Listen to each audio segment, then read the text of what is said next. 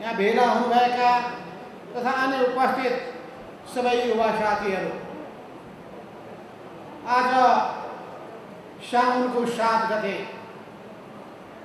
साउन 7 गते नेपाली कम्युनिस्ट आन्दोलनका शीर्ष व्यक्तित्व, नेपाल कम्युनिस्ट पार्टीका संस्थापक महासचिव कर्ण पुष्पलालको 43औं स्मृति दिवस। आजकै दिनमा कर्ण पुष्पलालले आफ्नो प्राण त्याग गर्नुभएको थियो।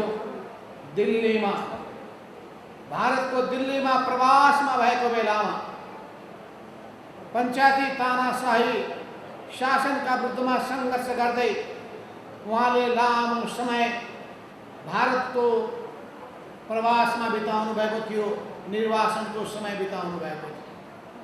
त्यो निर्वासित जीवन उहाँले अधिकांश समय बनारसमा बिताउनु भएको थियो, तर पछि दिल्लीको अस्पतालमा उपचार गर्दा गर्दै उहाँको निधन भएको थियो।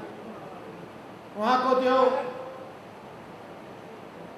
पार्थिव शरीरलाई नेपालमा ल्याउन खोज्दाखेरि पञ्चायती शासकहरूले अनुमति दिएनन्। परिवारका सदस्यहरूले, पार्टीका सहयोद्धाहरूले नेपालमा ल्याउन खोज्दाखेरि पञ्चायती शासकहरू उहाँको जीवन्त शरीर होइन, मृत शरीरसँग पनि कति आत्तिएको थियो भने यहाँ ल्याइयो भने आन्दोलनको ज्वालामुखी फुट्छ भनेर आतंकित भए, अनुमति दिएन। फलस्वरूप दिल्लीमा नै उहाँको दाह संस्कार गरिएको छ। व्यक्ति जिउँदो हुँदा जसको जीवन्तता, मरिसकेपछि पनि उसको त्यसले पैदा गर्ने ऊर्जा, त्यो हामीले देख्यौँ। व्यक्तिको विचार जिउँदो रहन्छ, व्यक्तिको शरीरको कुनै अर्थ रहँदैन। त्यो विचारमा नै व्यक्ति बाँचिरहेको हुन्छ, सधैँभरि बाँचिरहेको हुन्छ। कुनै पनि व्यक्तिले कस्तो विचार अगाडि सारेको छ, कस्तो विचार अङ्गीकार गरेको छ, कस्तो विचारको पक्ष पोषक भएको छ, त्यही विचारको आधारमा उसको व्यवहार पनि तय हुन्छ। उसले त्यस्तै संस्कारहरू सिकिरहेको हुन्छ, उसले त्यस्तै संस्कृतिको अवलम्बन गरिरहेको हुन्छ। राम्रो विचार बोक्नेले राम्रो व्यवहार गर्दछ, नराम्रो विचार बोक्नेले राम्रो व्यवहार गर्दैन, नराम्रै व्यवहार गर्दछ। मान्छेले आफ्नो स्वरूप देखाउँछ। त्यसो हुनाले धेरै लामो व्याख्या गर्नै पर्दैन। निरङ्कुश शासकहरूका पक्षपोषकहरूले के गरेका थिए, निरङ्कुश प्रवृत्ति बोकेकाहरूले संसारमा के गरेका थिए, त्यो सबैको बारेमा हामीले अलि राम्ररी अध्ययन गर्ने हो भने त्यो सबै जानकारी पाउन सकिन्छ। म युवा साथीहरूलाई भन्न चाहन्छु, आज पिपुल्स भोलिन्टियरको घोषणा हुन गइरहेको छ। पिपुल्स भोलिन्टियर भनेको जनताको स्वयंसेवक, जनताको सेवा गर्ने एउटा फौज पनि भन्न सक्नुहुन्छ, एउटा दस्ता भन्न सक्नुहुन्छ, एउटा पङ्क्ति भन्न सक्नुहुन्छ। जनताको सेवा गर्ने स्वयंसेवा, आफैले पवित्र भावनाका साथ सेवा गर्ने उद्देश्यले युवा सङ्घ नेपालले यो सङ्गठनको निर्माण गर्न गइरहेको छ। यस अर्थमा युवा साथीहरूलाई म भन्न चाहन्छु, माओ सेतुङ, तपाईँलाई थाहा छ मार्क्सवादको कुरा। मार्क्सवादको सुरुवात कार्ल मार्क्सले गर्नुभएको थियो। उहाँकै नामबाट मार्क्सवाद भएको थियो, लेनिनको नामबाट लेनिनवाद भएको थियो र माओ सेतुङको सन्दर्भमा चीनमा माओ सेतुङ विचारधारा भएको थियो। अहिले पनि हामी मार्क्सवाद, लेनिनवादमा विश्वास गर्दछौँ र नेपालको सन्दर्भमा कर्णमदन भण्डारीले जुन जनताको बहुदलीय जनवाद अगाडि सार्नु भएको छ, त्यसको विचार र मान्यतालाई आत्मसात गरेर अगाडि बढ्न चाहन्छु र तिनै विचारलाई, मार्क्सवाद, लेनिनवादलाई नेपालको धरतीमा नेपाली मार्क्सवादको सृजना गर्ने काममा कर्ण पुष्पलालले सबभन्दा पहिलो कम्युनिस्ट पार्टीको पर्चा उहाँले, कम्युनिस्ट पार्टीको घोषणा पत्र उहाँले तयार गर्नुभएको थियो। कुनै पनि संगठन बनाउनका लागि सबभन्दा पहिले विचार चाहिन्छ। कस्तो संगठन तपाईँ बनाउन चाहनुहुन्छ, कस्तो संगठन बनाउन चाहनुहुन्छ, त्यसका लागि कस्तो विचार तपाईँले बोकिरहनु भएको छ। हामी क्रान्तिकारी विचार बोकिरहेका छौँ, हामी मार्क्सवादी विचार बोकिरहेका छौँ, हामी जनताको हित गर्ने, सेवा गर्ने विचार बोकिरहेका छौँ र त्यो विचारबाट हामी त्यहीबाट त्यसैबाट निर्देशित भएका सङ्गठनहरू, निर्देशित भएको सङ्गठन बनाउन चाहन्छौँ र त्यो सङ्गठनमा सबैलाई आबद्ध गर्न चाहन्छौँ र त्यो सङ्गठनलाई परिचालित गर्न चाहन्छौँ। किनभने सङ्गठन परिचालित भयो भने त्यसमा गति पैदा हुन्छ। जस्तो कि नदी एउटा पोखरीमा सीमित भएको पानी त्यो गतिमान हुँदैन, तर नदीमा बगिरहेको पानी गतिशील भइरहेको हुन्छ र त्यही गतिबाट नै बिजुली निस्किने गर्दछ। त्यस हुनाले गतिमा जीवन हुन्छ, गति समाप्त भयो भने जीवनको पनि अन्त हुन्छ।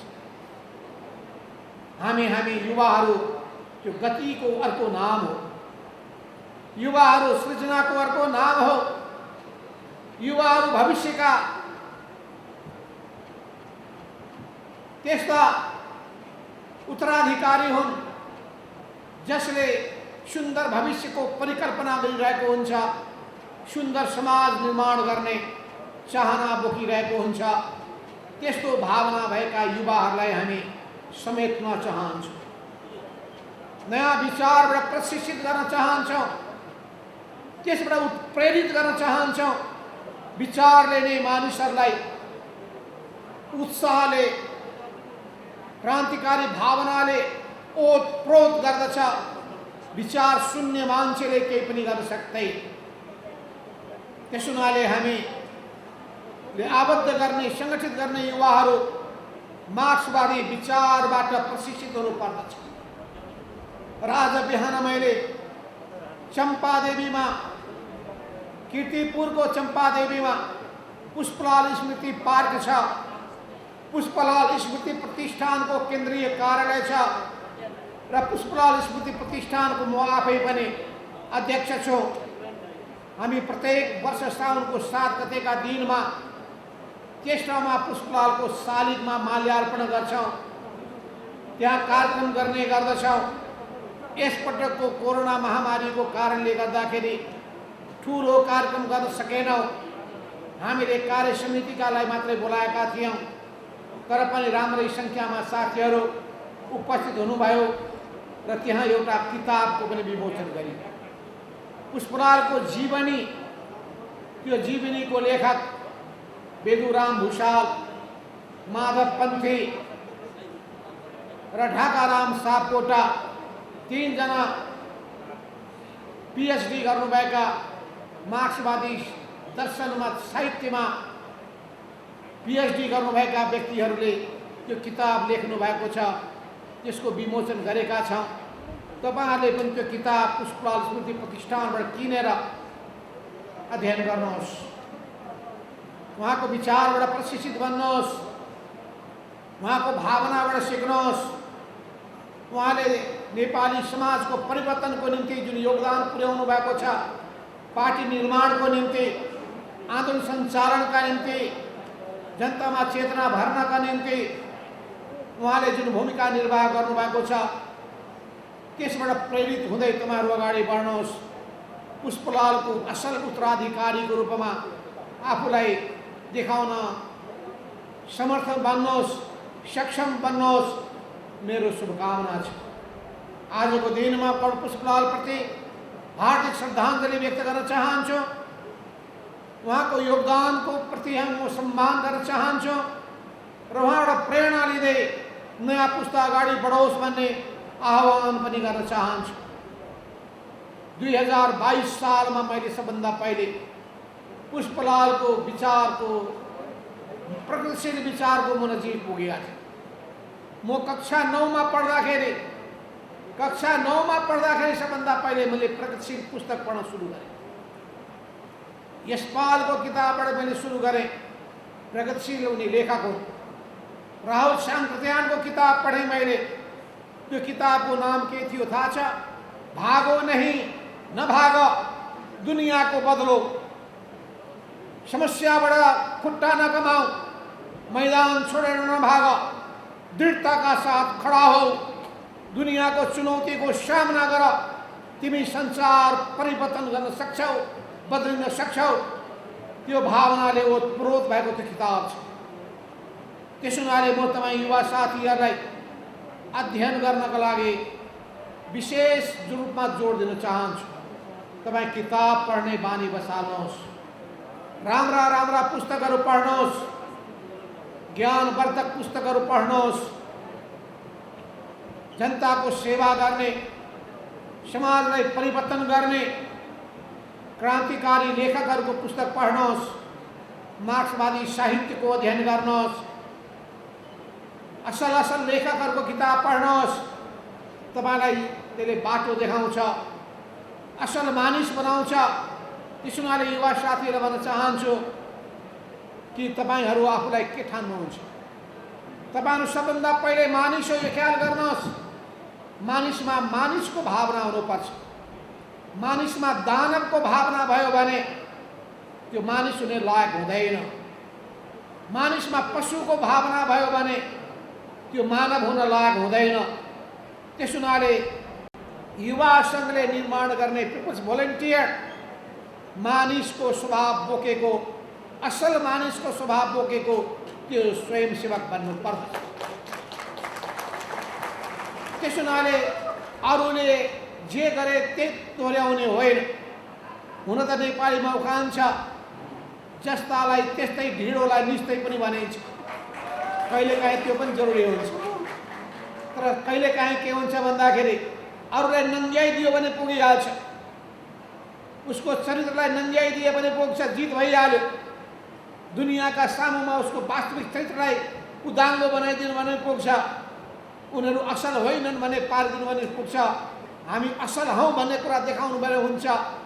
कुरा के भने हिम्मत पहिले हुनुपर्छ। हिम्मत जसले छ उसले चुनौतीको सामना गर्छ। चुनौतीको सामना गर्ने जसमा आँट छ उसले परिवर्तन गरी छाड्छ। त्यसो हुनाले म भन्न चाहन्छु, अब नेत्राला भागीको त्यो भनाइ, आँधी र हुरी चलिरहेको बेलामा एक मात्र शक्तिशाल ठिङ्गो उभिन सक्दछ। त्यसो हुनाले ठिङ्ग उभिन सक्ने आँट हुने योद्धाको हामी खोजीमा छौँ। त्यो युवाहरू निर्माण गर्ने पक्षमा छौँ। युवा पङ्क्ति तयार गर्ने पक्षमा छौँ। शक्तिशाल झैँ ठिङ्ग उभिन सक्नुहोस्। सही कुराको निम्ति, न्यायको निम्ति, सत्यको निम्ति, जनसेवाको निम्ति, देशभक्तिको निम्ति, लोकतन्त्रको निम्ति, क्रान्तिकारी परिवर्तनको निम्ति, त्यसको निम्ति तपाईँ दृढताका साथ अगाडि बढ्नुहोस्। तपाईको साथमा सिङ्गो समाज हुनेछ, जनसमुदाय हुनेछन्। त्यसो हुनाले हामी कस्तो पार्टी बनाउन चाहन्छौँ त्यसबारेमा प्रश्न हुनुपर्ने आवश्यकता छ। आज बिहान सबेरै मैले एउटा अर्को किताब पनि मैले त्यहाँ पाएँ, कवि गोपी रमण उहाँको पुस्तक। त्यो पुस्तकमा लेखिएको एउटा शब्द मलाई धेरै आकर्षित गर्यो। त्यो पुस्तकमा के लेखिएको थियो भने कम्युनिस्ट पार्टी इमानदारहरूको पार्टी बन्नै पर्छ। कम्युनिस्ट पार्टी इमानदारहरूको पार्टी बन्नै पर्छ। यसमा राम्रो राम्रो गरी जाँचिएका, सत्ताको भोग नभएका र प्रत्येक दिन आफ्ना क्रियाकलापद्वारा कम्युनिस्ट साबित भएका व्यक्तिहरू रहनुपर्छ। यो पार्टी इमानदारहरूको पार्टी बन्नुपर्छ। दयालु भावना भएका मान्छेको पार्टी बन्नुपर्छ। जनताको काममा निस्वार्थ रूपमा जुटेकाहरूको बन्नुपर्छ। मेहनत गर्ने, श्रम गर्नेहरूको हुनुपर्दछ। काम चोरहरूको होइन, काम अल्छी हुनेहरूको होइन, अरूलाई कजाउनेहरूको होइन, बरु शत्रुहरूको प्रशंसाबाट फुरुङ्ग हुने पनि होइन, अनि शत्रुहरूले निन्दा गरे भनेर हरेस खाने निराश हुनेहरूको पनि बन्ने होइन, दृढताका साथ उभिनेहरूको पार्टी बन्नुपर्छ। हो त्यस्तै पार्टी निर्माण गर्नका लागि हामी जुटेका। 2006 सालमा कमल पुष्पलालले कलकत्ताको श्याम बजारमा नेपालमा कम्युनिस्ट पार्टी खोल्ने ठाउँ थिएन, राणाहरूले त्यो अनुमति दिँदैनथे, कुनै पनि पार्टीलाई अनुमति दिँदैनथे। कम्युनिस्ट पार्टी त झन् खतरनाक पार्टी भइहाल्यो। त्यस्तो अवस्थामा पुष्पलालले जम्मा 5 जना व्यक्तिहरूलाई साथमा लिएर 2006 सालको वैशाख 10 गतेका दिनमा कम्युनिस्ट पार्टीको स्थापना गर्नुभएको छ। म पनि पुष्पलालकै स्कुलिङबाट आएको मान्छे हुँ। 2026 सालमा पुष्पलालको पार्टी सदस्य बनेको हुँ, तर 2031 सालमा नयाँ पार्टी बनाउनु पर्ने, अब पुरानो पार्टीबाट नहुने निष्कर्षमा हामी पुग्यौँ। 2032 सालमा अखिल नेपाल कम्युनिस्ट क्रान्तिकारी कोअर्डिनेसन कमिटी मार्क्सवादी लेनिनवादी, कति गाह्रो छ याद गर्न, मै पनि बिर्सौँला जस्तो भइसकेको छ। अनि हामी छोटकरीमा भन्थ्यौँ अनेक क्रका कोका मालिक, अनि छोटकरीमा भन्न थाल्यौँ कोके, कोअर्डिनेसन केन्द्र। यो कोअर्डिनेसन केन्द्र बनाएर हामीले अगाडि बढ्यौँ। 35 सालमा नेकपा माले बन्यौँ, 47 सालमा नेकपा एमाले बन्यौँ। अनेक किसिमका उतार चढाव, उकाली ओह्राली, सफलता असफलता, सोझो बाङ्गो सबै बाटोबाट गुज्रिँदै नेपालमा कम्युनिस्ट आन्दोलनको झन्डा फहरायौँ। फहराइसकेपछि संसारमा सगरमाथामा रातो झन्डा फहराइरहेको छ भने सन्देश दियौँ। संसार तरङ्गित भयो, विश्वका कम्युनिस्टहरू उत्साहित भए, वामपन्थी शक्तिहरू अत्यन्तै नेपालबाट सिक्नुपर्छ भन्ने भावनाले ओतप्रोत भए र हामीले सोचेका थियौँ कम्युनिस्ट पार्टी अझै लोकप्रिय हुँदै जानेछ, तर हामीले सोचे जस्तो भएन। किनभने पार्टीको नेतृत्वले गलत बाटो लिइसकेपछि, गलत सोच बोकिसकेपछि पाएको उपलब्धि पनि गुम्दो रहेछ। सही बाटो लिँदाखेरि धेरै धेरै उपलब्धि हासिल हुँदो रहेछ। त्यस हुनाले 2/3 झन्डै 2/3मा पुगेको यो पार्टी अहिले खुम्चिन पुगेको छ, सुक्दै सुक्दै गएको छ, आफ्नै पङ्क्तिको समर्थन नपाउने अवस्थामा भएको छ। त्यस हुनाले गम्भीरताका साथ आत्मसमीक्षा गर्नुपर्छ। कहाँ भयो त्रुटि, कहाँ भयो कमजोरी, त्यसको आत्मसमीक्षा गर्नुपर्छ। कमजोरीलाई सुधार्ने कुरामा अलिकता पनि सङ्कोच मान्नु हुँदैन, लाज मान्नु हुँदैन। कमजोरीलाई स्वीकार गर्ने मान्छेलाई मात्रै अरूको सम्मान पाउन सक्दछ। अहङ्कारको घोडामा चढ्ने मान्छेहरूलाई कसैले मन पराउँदैन। यो अहङ्कारको घोडामा चढेको बादशाहलाई जब घोडाबाट उत्रिनु पर्ने अवस्था बन्छ, बल्ल उसलाई वास्तविकताको ज्ञान हुन्छ। त्यस हुनाले साथीहरू दृढताका साथ अगाडि बढ्नुहोस्। मैले यति मात्रै के भन्न चाहेको छु भने सही विचार छ भने आत्तिनु पर्ने केही आवश्यकता छैन। सत्य र न्यायको पक्षमा हुनुहुन्छ भने आत्तिनु पर्ने केही आवश्यकता छैन। तपाईको साथमा हजारौं हजार मान्छे लाग्छन्, किनभने जहिले पनि सत्यको जित हुन्छ, अन्तमा न्यायको जित हुन्छ, सत्यको जित हुन्छ। त्यस हुनाले चिनिया कम्युनिस्ट पार्टीले के भन्छ भने जहिले पनि तथ्यमा खडा उभियौ, तथ्यबाट सत्यमा पुग, सत्यले तिमीलाई एउटा न्यायको बाटोमा अघि बढ्नका लागि अभिप्रेरित गर्छ। खुट्टा नकमाऊ, डरो गरी खडा हो। अप्ठ्यारो बेलामा मान्छेको पहिचान हुन्छ, सचिलो बेलामा सबै साथी हुन्छन्, अप्ठ्यारो बेलामा असली साथीको पहिचान हुन्छ। त्यस हुनाले तपाईहरूले सबभन्दा पहिले आफूलाई सोच्नु पर्यो म मानिस हुँ। दोस्रो सोच्नु पर्यो तपाईहरूले म नेपाली हुँ। तेस्रो सोच्नु पर्यो म युवा हुँ, शक्तिले ओतप्रोत भएको युवा हुँ, बिहानीको सूर्य जस्ता हुँ। बिहानी उदाइरहेको सूर्य जो जीवन शक्तिले ओतप्रोत हुन्छ, सिङ्गो धरतीमा त्यसले उज्यालो छर्दै जान्छ। त्यस हुनाले युवाहरू उदाउँदा सूर्य हुन् अनि हामी जस्ता बिस्तारै उमेर पाक्दै गएका व्यक्तिहरू हामी अस्ताय हुने क्रममा गइरहेका छौँ। त्यस हुनाले भविष्य तपाईँहरूको जिम्मामा छ। हामी तपाईँहरूबाट आशा गरिरहेका छौँ तपाईँहरूले क्रान्तिकारी पार्टीलाई अगाडि बढाउनुहुनेछ। तपाईँहरूले यो आदर्शलाई बोकेर अगाडि बढ्नुहुनेछ। हाम्रा बुवा बाजेहरू हामीबाट बिदा भएर गइसके। अब हामी छौँ। अब हाम्रा छोरा नातिहरूले त्यो जिम्मेवारी बोक्नुपर्छ। तपाईँहरूले असल उत्तराधिकारी बन्नुपर्छ। असल उत्तराधिकारी बन्छु भनेर पुग्दैन। त्यसको गुणहरू हासिल गर्नुपर्छ। त्यसको विशेषताहरू अंगीकार गर्नुपर्छ। त्यसको निम्ति मेहनत गर्नुपर्छ। मेहनत नगरिकन, राम्रो बानी नसिकिकन कसरी राम्रो मान्छे बन्ने भन्ने कुराको बारेमा तपाईँले संसारबाट शिक्षा नलिकन बन्न सक्नुहुन्न। त्यस हुनाले सबभन्दा पहिले राम्रो बन्ने सोच्नुहोस्। मनमोहन अधिकारीले भन्नुहुन्थ्यो, मलाई प्रधानमन्त्रीको रूपमा चिन्नुभन्दा पनि असल मानिसको रूपमा चिनिदिनुहोस्। पुष्पलालले भन्नुहुन्थ्यो कि जहिले पनि उहाँले जोड दिने गर्नुभएको थियो कि सही विचारमा उभिदिनुहोस्। कम्युनिस्ट पार्टीमा नीति प्रधान हुन्छ, विचार प्रधान हुन्छ, नेता प्रधान हुँदैन। नेता आउँछन् जान्छन्, सही विचारले थुप्रै नेता जन्माइरहेको हुन्छ। त्यस हुनाले सही विचारको पक्षमा दृढताका साथ उभिनुहोस्। तपाईँलाई कसले साथ दियो कसले साथ दिएन भन्ने होइन।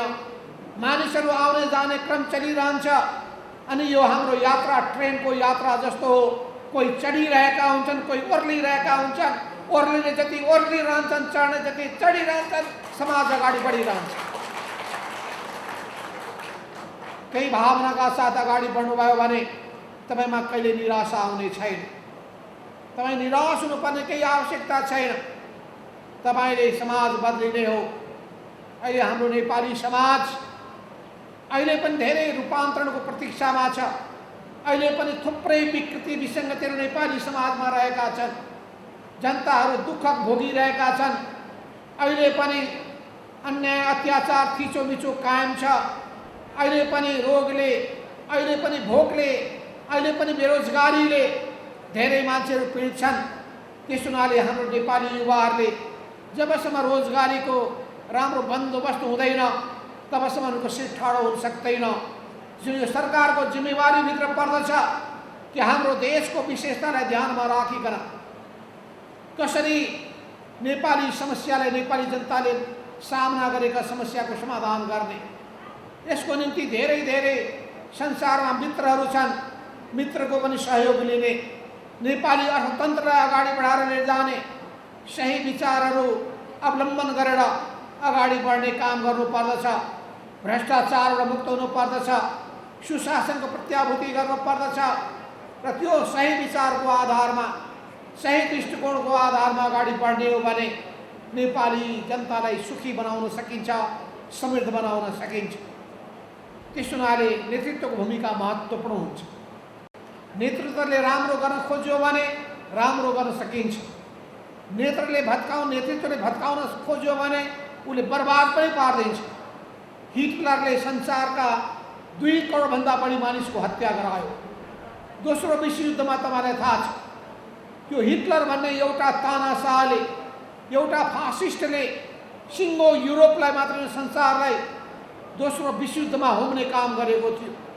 तर संसारका मानिसलाई मुक्तिको सन्देश दिने पनि मानिस नै थिए, कार्ल मार्क्स, जसले मुक्तिको सिद्धान्त, जनताको मुक्तिको सिद्धान्तको प्रतिपादन गरेका थिए। उनी माओ सेतुङले त्यो बेलाको 60 करोड चिनिया जनता, त्योभन्दा पहिलेका 45 करोड चिनिया जनता, अहिलेका झन्डै 1 अरब 60 करोड सङ्ख्यामा पुगेको चिनिया जनतालाई मुक्तिको दिशामा अगाडि बढाउने काम माओ सेतुङले पहिले र अहिलेको नेतृत्वले चिनिया कम्युनिस्ट पार्टीले अहिले गरिरहेको छ।